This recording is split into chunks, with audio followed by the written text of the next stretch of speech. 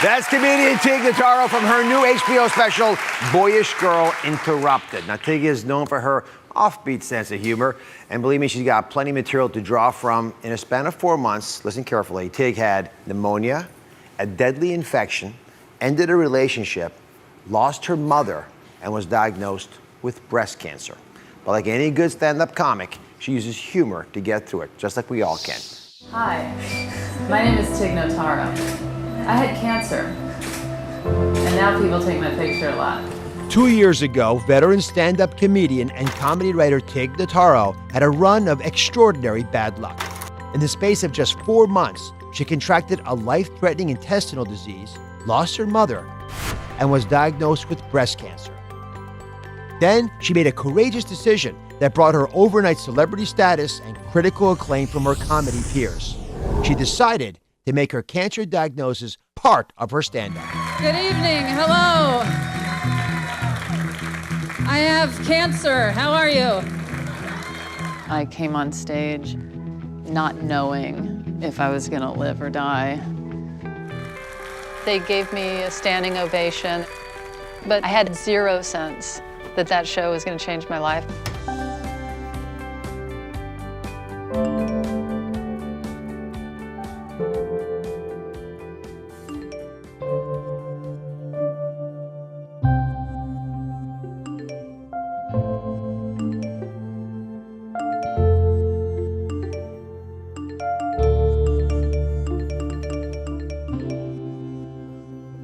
I woke up the next day, I had hundreds of emails.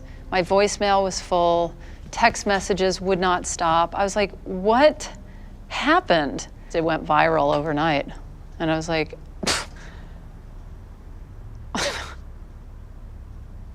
I was, okay, I didn't understand, what went viral? You know, there was no video, there was nothing there. It was just, the idea that this show happened went viral. Now, she's starring in a new documentary and an HBO concert film. And today, Tig Notaro shares how she uses comedy to combat life's curveballs. Please welcome Tig Notaro.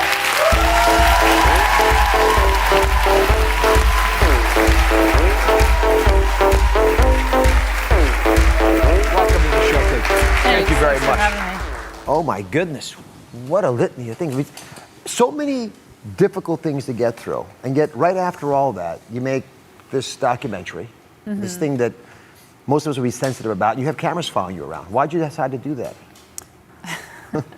Well, a friend of mine had approached me to do the documentary, and I kind of didn't know what I was getting myself into, really.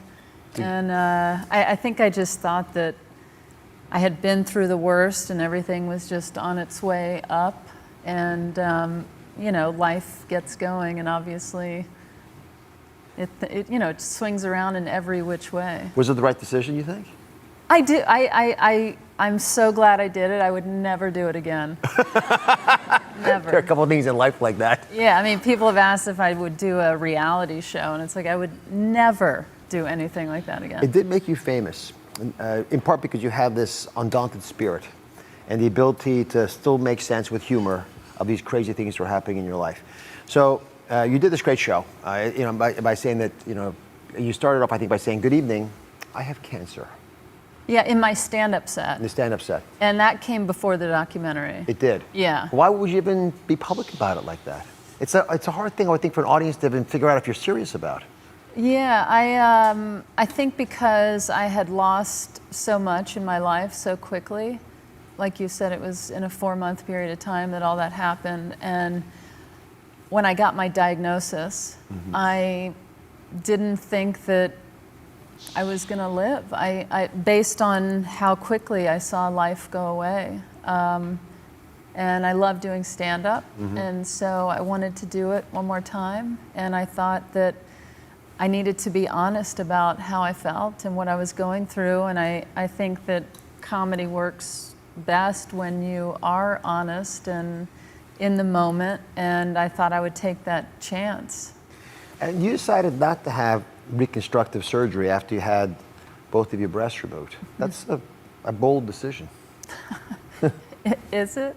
I don't know. I had met with so many doctors and surgeons, and they were talking about all the different ways that they can rebuild your chest by fat and, you know, moving this here and there and implants. And I was just sitting there thinking, gosh, I barely had boobs to begin with. And it just seemed like a lot to go through just to rebuild a little. And so I was like, is it possible to just not do that? And they were like, oh yeah, you could do that too. So I was like, so, you know, I'm a heart surgeon. I do heart transplants, and patients often have conversations with their hearts, but I've never seen a woman have a conversation about her breasts the way you did. So I want to take a little peek at what she does in her routine. I've made so many jokes over the years about how flat-chested I was. I started to think that maybe my boobs overheard me.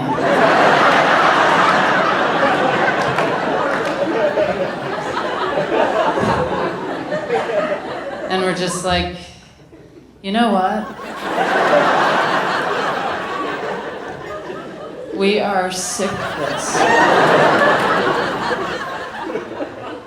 Let's kill her.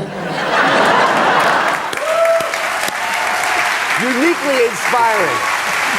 So we started the segment with you threatening to take your shirt off, which sort of startling possibility. And so just to play it out, did you take your shirt off, and why did you do it? I did take my shirt off. Well, after my double mastectomy, I struggled with what my body looked like, and I had insecurity about it. And then as I had some distance, I started to just think about how my skin healed. The skin grew back together. Yeah. And why is that taboo? Why is that a big deal other than good news that I healed, you know? And I was excited.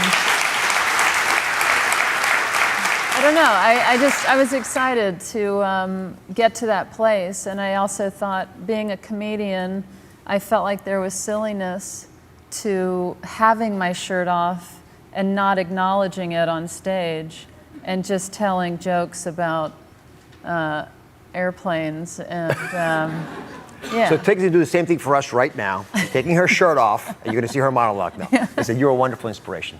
Thank you for watching. Don't forget to subscribe and turn on notifications so you never miss out on new videos to live the good life.